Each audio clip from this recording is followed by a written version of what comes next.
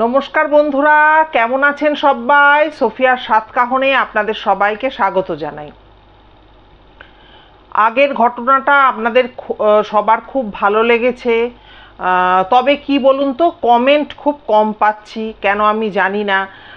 ব্যস্ততা তো সবার রয়েছে, আমি তো বলছি, তবু একটু সময় বের করে নিয়ে যদি শোনেন ঘটনাগুলো আমারও ভালো লাগবে। আর সবসময়ই তো বলি যে আপনারা পাশে আছেন বলে এগোতে পারছি এবং আপনাদের কমেন্টের আশায় থাকি রীতিমতো। তো যাই হোক, আজকে যে ঘটনাটা বলতে আপনাদের সামনে এসেছি সেটি হচ্ছে একটি যিনি শেয়ার করেছেন তার নাম হচ্ছে সন্তু মণ্ডল। খুব ভুল যদি না করি ও টাইটেল মণ্ডল, সন্তু মণ্ডল। ও থাকে হচ্ছে বাসন্তীর দিকে যেতে আর কি, নফরগঞ্জ বলে একটা জায়গা পড়ে, সেখানটা মোটামুটি আমরা সুন্দরবনের কাছাকাছি বা সুন্দরবন লাগোয়া জায়গা বলতে পারি। নফরগঞ্জে হচ্ছে এই সন্তুর বাড়ি। তো ও একটা ঘটনা আমাকে শেয়ার করেছে, একটা কেন অনেক কটাই ঘটনা শেয়ার করেছে এবং ওর কাছে প্রচুর ঘটনার সম্ভার রয়েছে।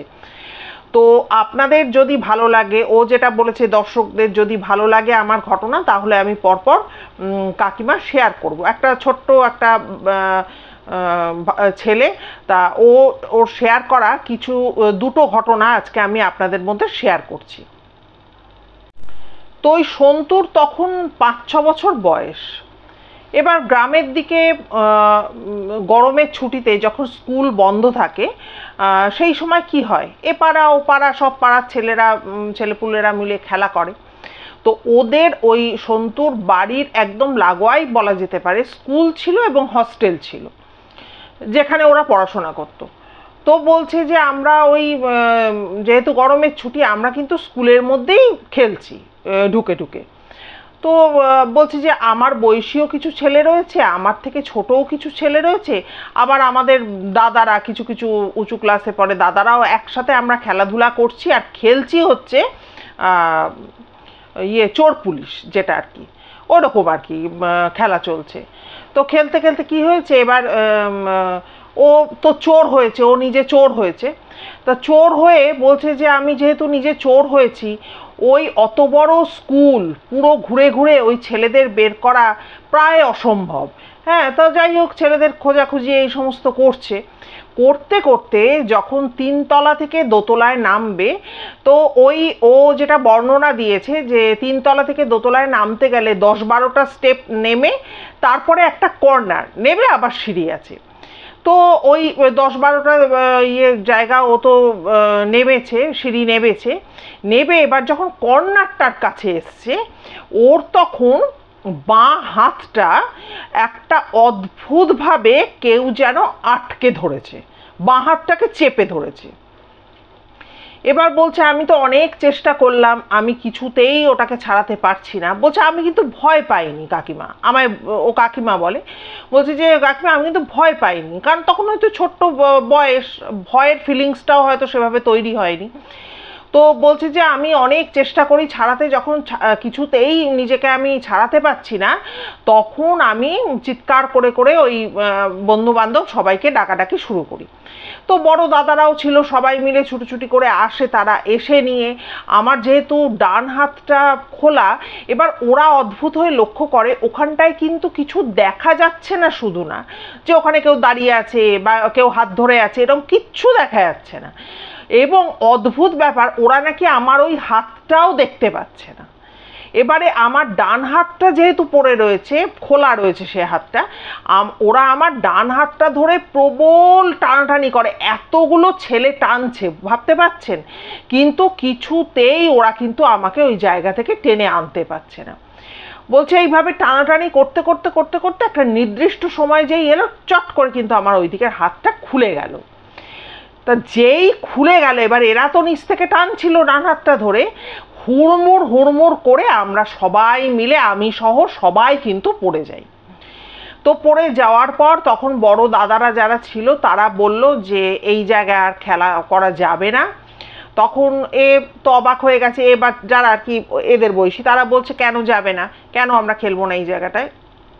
তখন বলছে তোরা ছোট, তোরা বুঝবি না, এই জায়গায় তোরা খেলবি না, তোরা এখানটা আর আসবি না বলে টলে নিয়ে। যাই হোক, বলছে সেদিনকার মতো তো বাড়ি চলে গেলাম।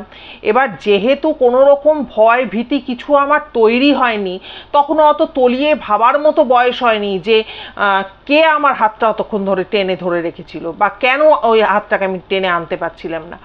বলছে যে ওই জন্য আমার কিন্তু বাড়ি গিয়ে কোনো গায়ে যে টেম্পারেচার আসা বা ভয় পেয়ে কিছু বাবা মাকে বলা আমি বলিও নি, আমার কিচ্ছু ক্ষতিও হয়নি। বলছে এর 3-4 দিন বাদে কিন্তু গরমের ছুটি শেষ হয়ে যায় এবং মর্নিং স্কুল তখন চালু হয়। এবার মর্নিং স্কুল যখন চালু হয় তখন বলছে যে আমাদের স্কুলের বিল্ডিংটার মানে চতুর্দিকে বিল্ডিং আর মধ্যেখানটা হচ্ছে গ্রাউন্ড। তো এবারে কি হলো, ওই তো বললাম যে চতুর্দিকে বিল্ডিং আর মধ্যেখানটা গ্রাউন্ড ছিল। এবার ওই গ্রাউন্ডে কিন্তু ওদের প্রেয়ারটা হতো।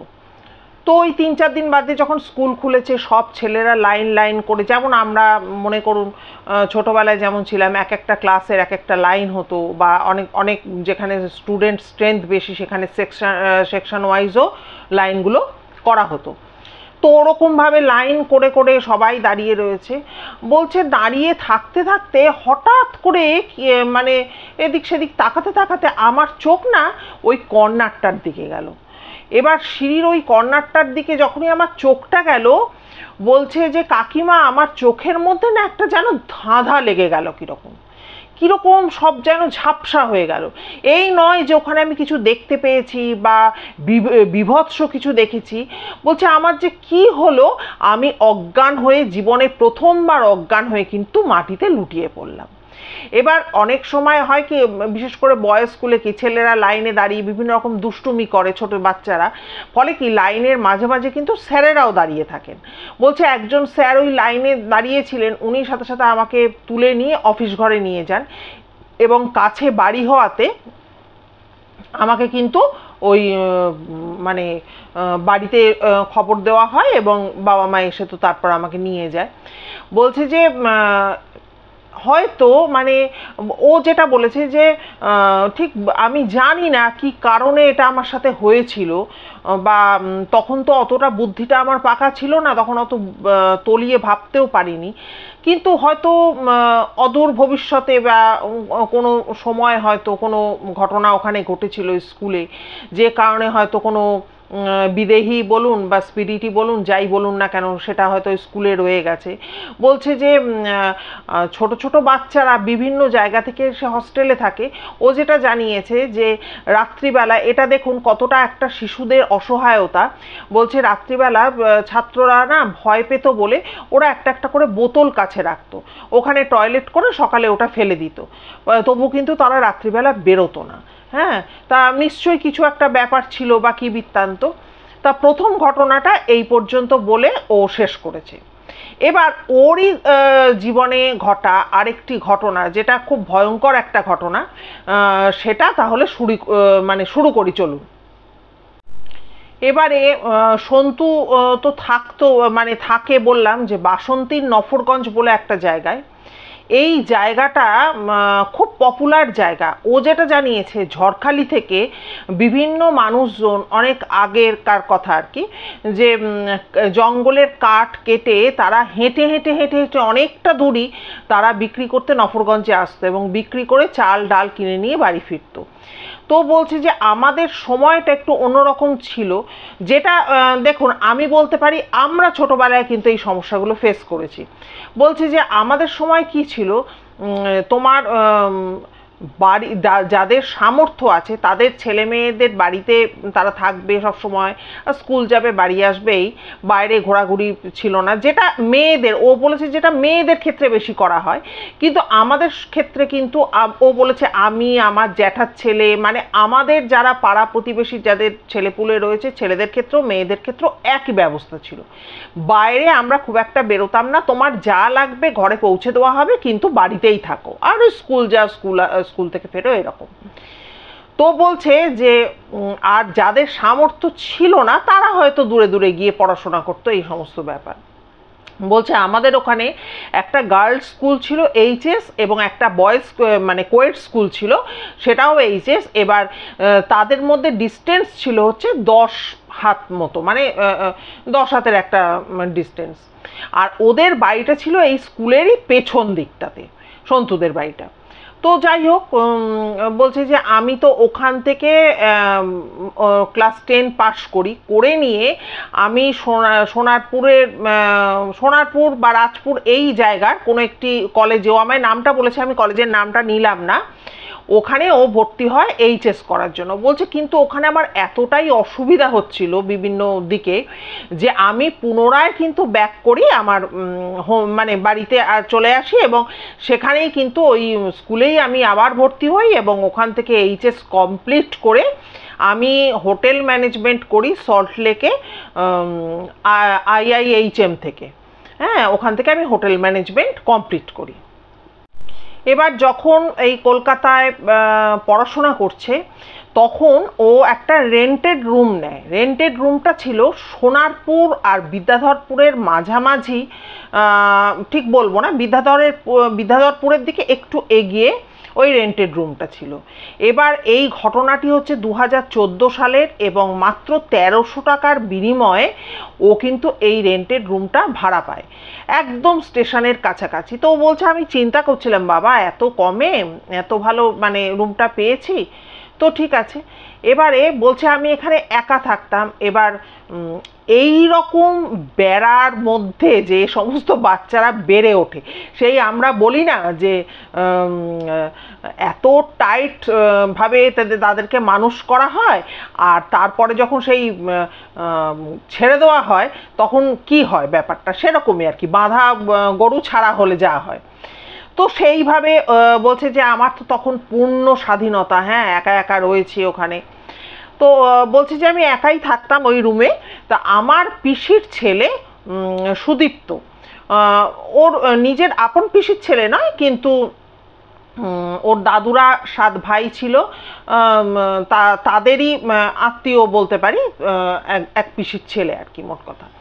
তো ওই যে পিসির ছেলে সুদীপ্ত, বলছে যে ও কলেজে পড়তো, তো একদিন ও এসে নিয়ে ও বিছানার ওপরে বসে ল্যাপটপ ঘাঁটাঘাঁটি করছে, আর সন্তু বলছে যে খাটের নিচে যে জায়গাটা আছে ওখানটা আমি উপুর হয়ে শুয়ে, এমনভাবে শুয়ে ফোনে কারোর সাথে কথা বলছে যে আমার মুখটা হচ্ছে সোজাসুজি দরজা দিয়ে বাইরে দেখা যাচ্ছে। হ্যাঁ, আমার মুখটার দিকে আর কি দরজাটা পড়েছে, ফলে আমি বাইরেটা পরিষ্কার দেখতে পাচ্ছি। আর রান্না করছি। এই করতে করতে বলছে যে কিছুটা, এবার বাড়িটার ও যা বর্ণনা দিয়েছে, বলছে বা আমার ঘরের পূর্ব দিকে হচ্ছে বাড়িওয়ালার ঘর, আর তার মুখটা মানে পূব দিকে তার ঘরটা, কিন্তু মুখটা হচ্ছে পশ্চিমে। আর আমরা নিজেরাও, আমার যে ঘরটা সেই ঘরগুলো, আমাদের ঘরগুলো পশ্চিম দিকে, কিন্তু মুখটা হচ্ছে উত্তর দক্ষিণে খানিকটা। 4টে ঘরের উত্তর দিকে মুখ আর 4টে ঘরের দক্ষিণ দিকে মুখ, মানে মুখোমুখি বলতে পারি। আর মধ্যেখান দিয়ে কিন্তু একটা প্যাসেজ বা একটা রাস্তা। বলছে ওই গলিটা দিয়ে ঢুকলে আমি 3 নম্বর রুমে থাকতাম। ও যেটা জানিয়েছে, বলছে যে কাকিমা কলকাতার দিকে তো না খাটলে খাওয়া হবে না, ফলে ওই যে ঘরগুলোয় যারা থাকতেন তারা স্বামী স্ত্রী সবাই কাজে যেতেন। এবার কি কাজ করতেন না কাজ করতেন আমি এইসব জানি না, তো সবাই কাজে যেতেন, সবাই বেরিয়ে যেতেন।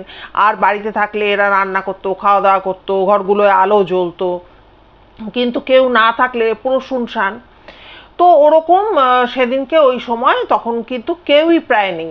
আর ও থাকতো 3 নম্বর রুমে, ওর পাশের যে 4 নম্বর রুমটা, তাতে যিনি থাকতেন তিনি 1 মাস 2 মাস অন্তর অন্তর বা 2 মাস 3 মাস অন্তর অন্তর আসতেন। আর তার উল্টো দিকে যে 4 নম্বরটা, মানে বললাম তো মুখোমুখি ঘর, 3-এর উল্টো দিকেও 3 আছে, 4-এর উল্টো দিকেও 4 আছে, ওই রুমটা কিন্তু পুরোপুরি তালা মারা ছিল, কেউ কিন্তু ছিল না।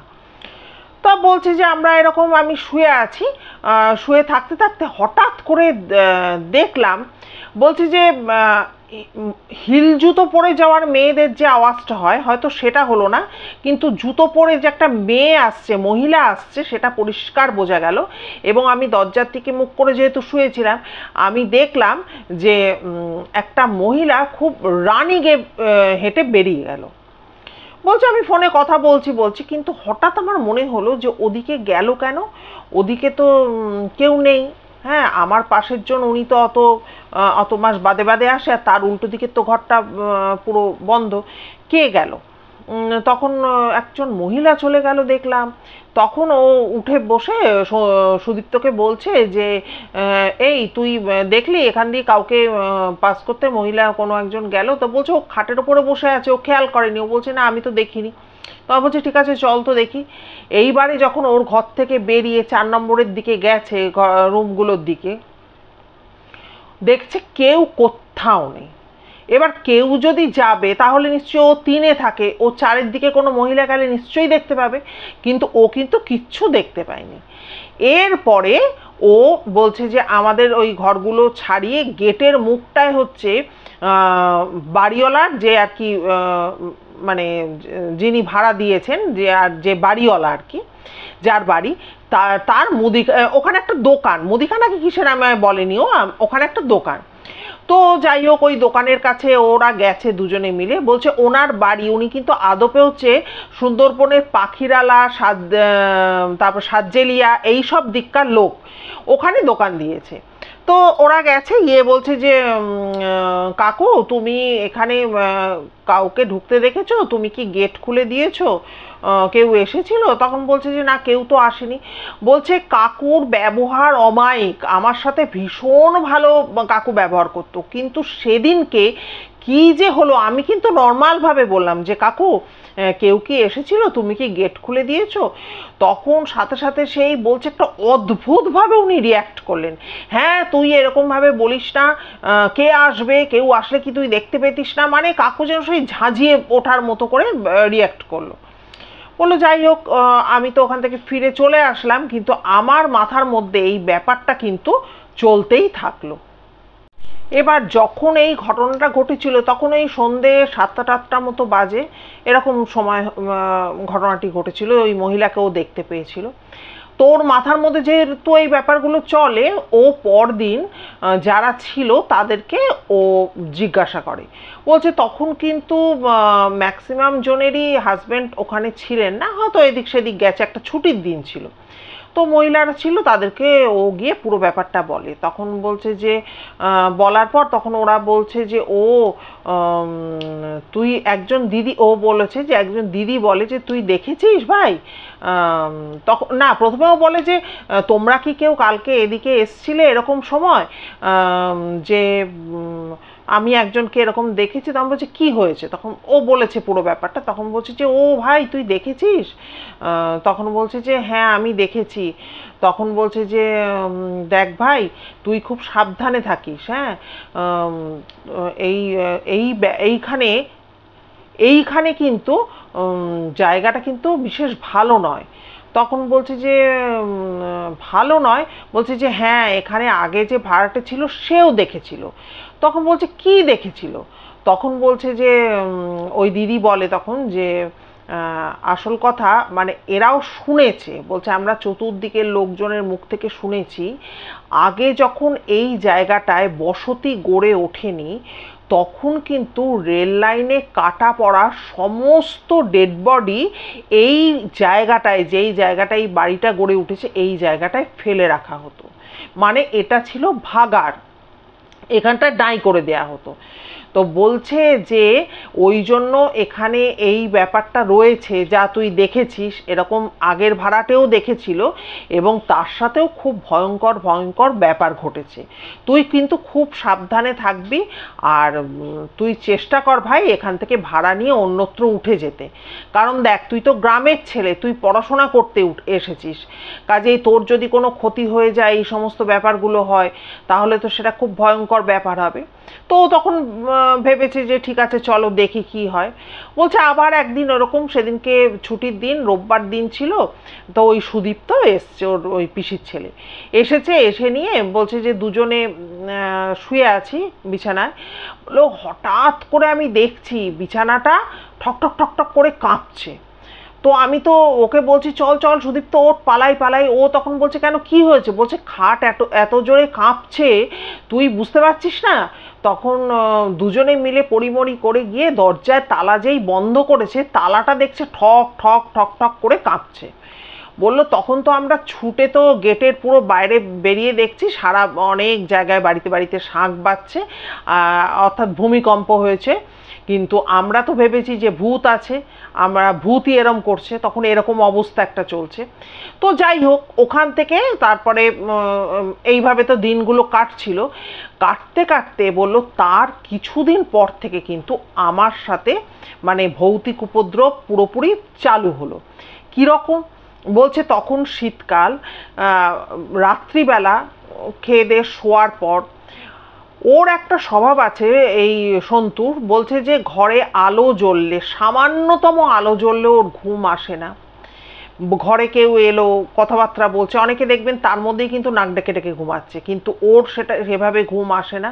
বলছে আরেকটা জিনিস, আমি যে ঘরে ঘুমাচ্ছি সেই ঘরে যদি কোনো মানুষ এসে আমার দিকে হয়তো কিছুক্ষণ তাকায়, আমার তাতেও ঘুম ভেঙে যায়। বলছে অনেক সময় ঘুম ভেঙে গেছে, বাড়িতে দেখছি যে ঘরের মধ্যে কেউ এসছে, সে হয়তো আমার দিকে তাকিয়েছে, আমার ঘুম ভেঙে গেছে। এই রকম আমার মানে পাতলা ঘুম যাকে বলে।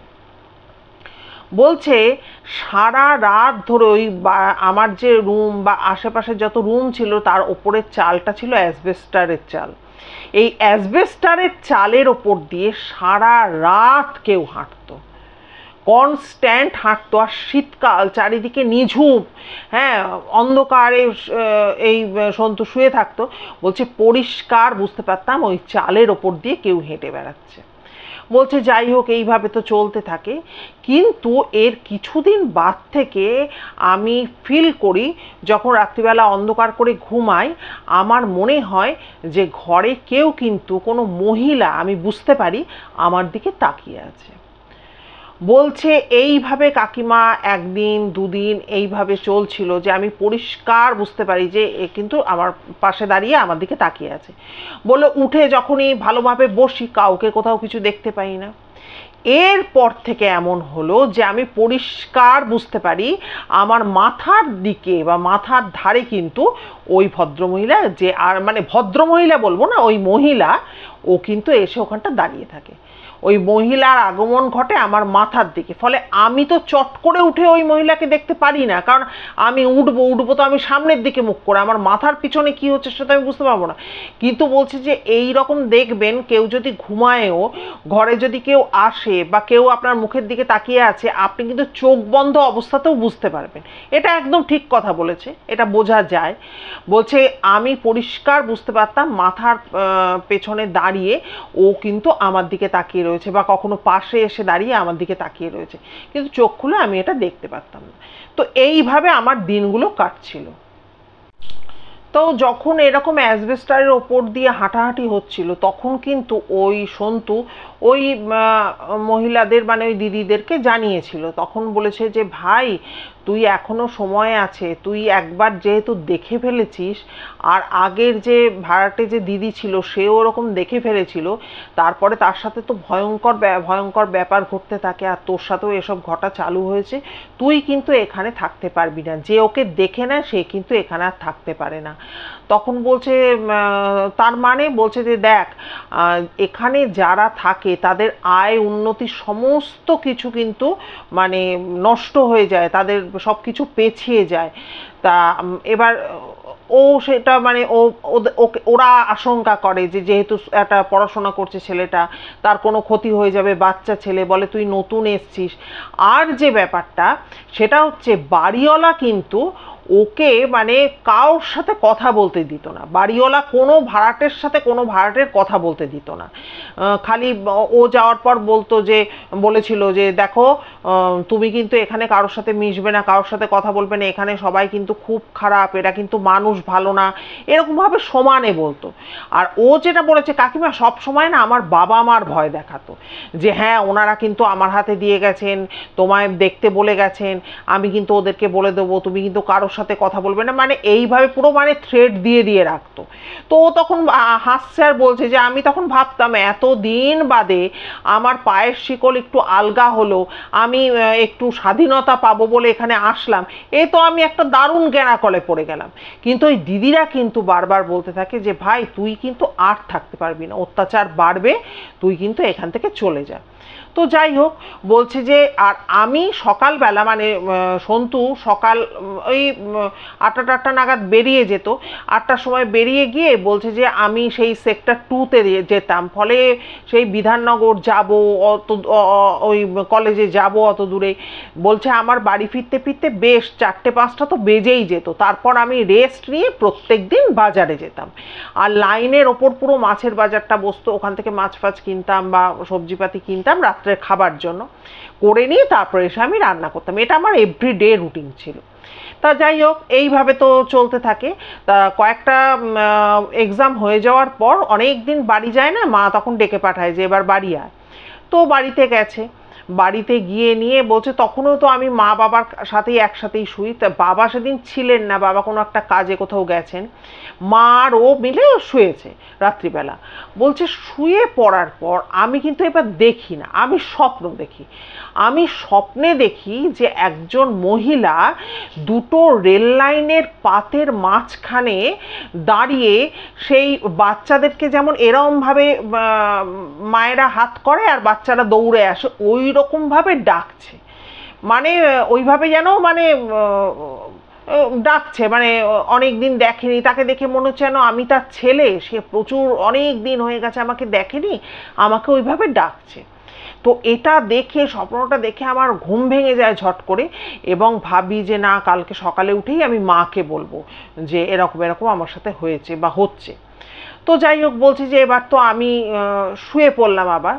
বলছে শুয়ে পড়ার পরই কিন্তু আমি ফিল করি আমার মাথার কাছে কিন্তু ওই মহিলা এসে দাঁড়িয়ে আছে, যে রেল লাইনের দুটো পাতের মধ্যে দাঁড়িয়ে আমায় ডাকছিল। আমি যেভাবে ওখানে ফিল করতাম এইভাবেই ফিল করি আমার মাথার কাছে এসে দাঁড়িয়েছে। বলছে আমি একটা জোরে চিৎকার করে উঠি মা বলে, এবং এত জোর মা বলে চিৎকার করে উঠি, বলছি যেন মনে হলো সেই সময় থেকে আমার ধুম জ্বর এসে গেল। এবার মা তো উঠে আলো জ্বালিয়েছে, কি হয়েছে কি হয়েছে করছে, তখন তো আমার গায়ে হাত দিয়ে দেখে আমার এত জ্বর এসছে, আমি তখন মাকে সবটুকু বলি, তখন বাজে রাত্রি 2-2:30। এবার বলছে যে মা বলছে এত রাত্রে বাবাও নেই আজকে, কি করা যায়, তখন মা বললো দাঁড়া দেখি কি করি, বলে মা যার থেকে ওর মা দীক্ষা নিয়েছেন সেই গুরুদেবকে উনি ওই রাত্রিবেলা ফোন করে তোলেন। তো ফোন করে তখন বলেন যে বাবা এরম এরম হয়েছে আমার ছেলের, আপনি কিছু করতে পারবেন, কি করব আমি এত রাতে। তখন ওই গুরুদেব বলেন যে তোমার ছেলেকে জিজ্ঞাসা করো তো যে সন্ধেবেলা কোনোদিনও মাছ কিনতে রেল লাইনের আশেপাশে গেছে কিনা। তখন বলছে হ্যাঁ রেল লাইনের ওপর তো আমি রোজই যাই, ওখানেই তো মাছের বাজারটা বসে, তো আমি ওখানেই মাছ কিনতে যাই। তখন উনি বলেছেন যে ঠিক আছে তুমি ফোনটা ওর কানে দাও। তো ফোনটাও কানে দিয়েছে, বলছে যে হয়তো ওনার কিছু ঝাড়ফুঁক বা কিছু করার, সেইগুলো উনি ফোনে ফোনেই আমার কানের মধ্যে কী সব বললেন টললেন। বলছে যে মা তখন বললেন যে এবার শুয়ে পড়, দেখা যাবে কালকে সকালে কেমন থাকিস। বলছে সকালবেলা উঠে পুরো শরীর সুস্থ, আগের রাতে যে ওরম ধুম জ্বর এসেছিল তার লেশ মাত্র কিছু নেই। ওই গুরুদেব বলেছিলেন যে ওই যে ওখান থেকে মাছ কিনতে গেছে ওই রেল লাইনের ওখান থেকেই ওই মহিলা কিন্তু ওর পিছু নিয়েছে। এবার হয়তো সন্তানের মতোই ওকে দেখতো বা কিছু দেখতো, ও যেহেতু ওখানে ছিল ওখানে ওইভাবে এসে দেখতো। এবার ও যখন এখান থেকে নিজের মায়ের কাছে বাড়িতে চলে এসছে তখন কিন্তু এই পর্যন্ত সে ধাওয়া করে চলে এসছে। তো এইরকম একটা ঘটনা সন্তু শেয়ার করেছে, এবং তার মাস দেড়েক পর কিন্তু ও বলছে যে আমি আবার ফিরে যাই, আবারও আমার সাথে ওরকম টুকটাক ইনসিডেন্ট করতো, তারপরে মাস দেড়েকের মধ্যে কিন্তু আমি ওই রুমটি কিন্তু ছেড়ে দিয়ে অন্যত্র ভাড়া চলে যাই। তা আজকের ঘটনাটা সন্তু তো শেয়ার করেছে, আপনাদের কেমন লাগলো অবশ্যই কমেন্ট করে জানাবেন। আর একটা এই প্রসঙ্গে ছোট্ট ঘটনা বলি, দেখুন আমি একদিন কলকাতার দিকে গিয়েছিলাম, আমি ফিরছি ট্রেনে, ইছাপুর স্টেশনে নামবো। এবার গেটের কাছে দুজন ভদ্রমহিলা খুব ইয়ে করছে, বলছে যে না বাবা, আমাদের ইছাপুর একটা বাজার বসে যার নাম হচ্ছে লাইন বাজার। আমি তো বলি আলফিন থেকে এলিফ্যান্ট সব সে বাজারে পাওয়া যায়, আর রাত্রিবেলা বসে বাজারটা। বলছে যে না বাবা, লাইন বাজারে যাব কিন্তু আর কোনোদিনও মাছ বাজারে ঢুকবো না। তো বলছে যে এই শুনতে শুনতে একজন বলছে না না একদম যাবি না, এটা তোর সাথে বলে নয় অনেকের সাথেই ঘটছে। এবার আমি শুনতে শুনতে শুনতে শুনতে আমি বললাম কী ঘটেছে দিদিভাই, কী হয়েছে ওখানে? তখন বলছে যে আরে যারাই ওই রেল লাইন টপকে মাছ ফাছ নিয়ে আসছে তাদের বড় বড় অ্যাক্সিডেন্ট করছে বা শরীর খারাপ হয়ে যাচ্ছে এরকম। আমি তো মরতে মরতে বাঁচলাম জানেন, এরকমভাবে ও বলছে, ওরা ডেলি প্যাসেঞ্জার। ও বাবা, তার কিছুদিন বাদে সায়ন্তনী আসছে ট্রেনে করে, মানে আমার মেয়ে অফিস থেকে ফিরছে, ও কিন্তু ওইরকম ট্রেনের মধ্যে ওইরকম শুনছে যে একদম কিন্তু ওইখানে আর মাছ ফাছ কেনে যাবে না এই সমস্ত, কারণ রেল লাইন পার হয়ে মাছ নিয়ে আসতে অনেকেরই কিন্তু সমস্যা হচ্ছে, এই হচ্ছে। তো এরকম একটাও কিন্তু শুনতে পেয়েছে। তারপরে ও একদিন বাড়ি ফিরছে, মানে আমার স্টেশন থেকে আমাদের বাড়ি আসবে, তো টোটোয় বসছে, সেখানেও আলাপ আলোচনা করছে সবাই মিলে যে ওরকম রেল লাইন টপকিয়ে গিয়ে তো বাজারটা, আর ওইখান থেকে মাছ নিয়ে ওইভাবে যে যারা আর কি বাজার করতে যায় তারা যে রেল লাইন টপকে আসে, তারপরে নাকি তাদের সাথে কিছু অদ্ভুত অদ্ভুত ইনসিডেন্ট ঘটছে। তো আমাদেরও অনেক সময় আমার হাজব্যান্ড অফিস থেকে ফেরে যখন ওখান থেকে মাছ ফাছ কিনে নিয়ে আসেন, আমি তো মানে তারপর শোনার পর থেকে প্রচণ্ড ভয় পাচ্ছি এবং বলছি বাবা ওখান থেকে আর মাছ ফাছ এনো না, কাছাকাছি বাজার থেকে নাও তাও ভালো। তো যাই হোক বন্ধুরা, অবশ্যই কমেন্ট করে জানাবেন যে সন্তু মণ্ডলের ঘটনা আপনাদের কেমন লাগলো। তাহলে ও প্রত্যন্ত গ্রাম, হ্যাঁ সেই গ্রামের বিভিন্ন ঘটনা তুলে ধরবে বা আপনাদের সাথে শেয়ার করবে। আর আপনাদের স্টকে যদি কোনো ঘটনা থাকে এই ধরনের যে নিজের জীবনে এক্সপিরিয়েন্স করেছেন বা কারো মুখে শুনেছেন, তাহলে প্লিজ একটু নক করবেন আমাকে, যদি আমার বলা ভালো লাগে তবেই অবশ্যই নক করবেন। আর নতুন বন্ধুদের কি বলবো, আপনারা যারা এতক্ষণ আমায় শুনলেন তাদেরকে অসংখ্য ধন্যবাদ জানাচ্ছি। যদি ভিডিও ভালো লাগে তাহলে লাইক করে একটা সাবস্ক্রাইব করে নেবেন এবং অবশ্যই কিন্তু বেল আইকনের অলে গিয়ে প্রেস করবেন, যাতে আমার শেয়ার করা কোনো ঘটনার চটজলদি আপনার কাছ অবধি পৌঁছে যায়। আর সবাই খুব খুব ভালো থাকবেন, সুস্থ থাকবেন। দেখা হচ্ছে তাহলে পরবর্তী ভিডিও নিয়ে। নমস্কার।